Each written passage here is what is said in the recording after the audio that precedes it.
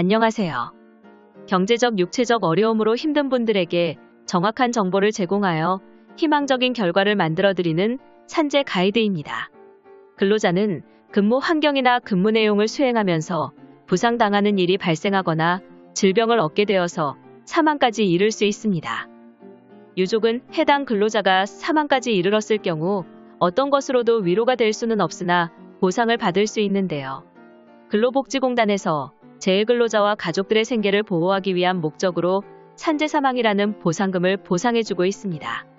원인불명의 사고로 거절 가능성이 있거나 업무상 질병의 가능성이 높을 때, 과로에서 기인한 자살로 추정될 때, 업무상 사유로 입원 중 사망했을 때, 산재 요양 중 의료과실로 인해 사망에 이르렀을 때, 기타 사유로 승인 확률이 낮을 때 등 유족급여에 대한 신청을 할 수 있습니다.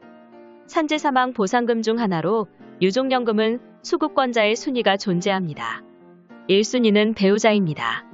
사실혼 배우자는 받지 못하는지 궁금해하실 수 있는데요. 사실혼에 상관없이 받을 수 있습니다. 그 뒤에 부모 및 조부모 또는 자녀까지 수급권자의 순위에 따라 받을 수 있습니다. 산재사망 보상금 중 하나인 유족연금을 받으려면 객관적이고 입증 가능한 서류들이 필요한데요. 입증할 수 있는 서류뿐만 아니라 연금을 보상받을 계좌 정보가 명시되어 있는 서류와 가족관계증명서, 재해근로자의 진단서 등을 준비하셔야 합니다.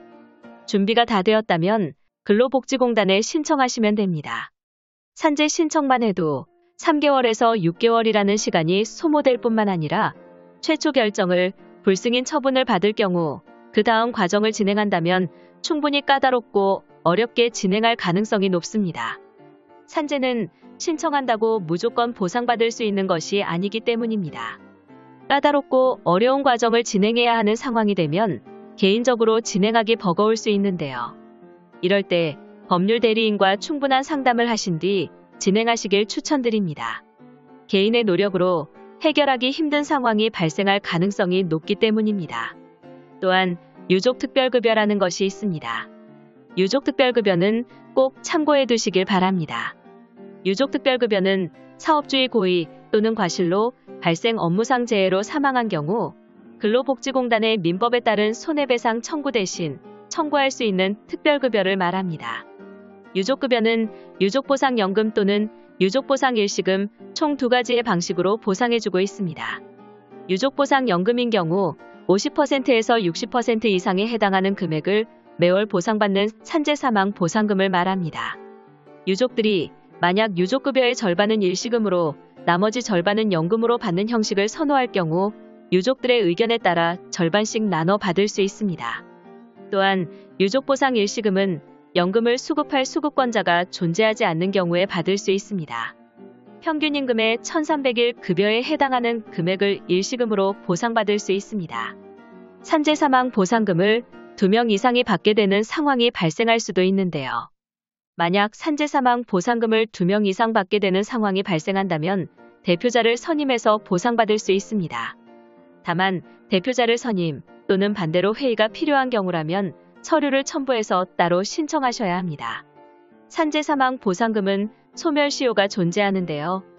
사망한 해당 근로자의 유족들은 근로자의 사망한 날을 기준으로 5년 이내로 산재사망보상금에 대한 청구권을 행사하셔야 합니다.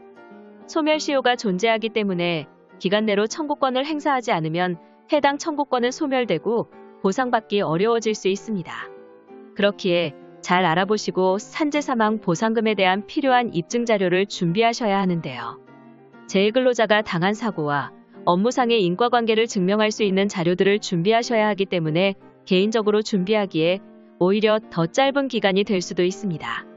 유족연금의 경우 연금을 보상받던 중 사망한 근로자와 친족관계가 끝나거나 자녀의 나이가 25세를 넘어가는 경우 보상을 받기 어려워지는데요.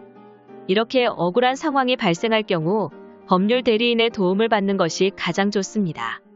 법률 대리인과 상담을 통해 제대로 된 보상을 받기 바랍니다.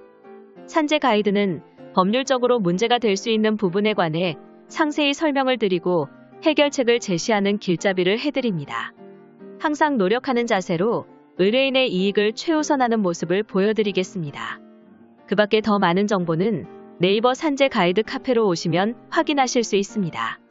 내용이 마음에 드셨다면 구독과 좋아요, 알림 설정 부탁드립니다.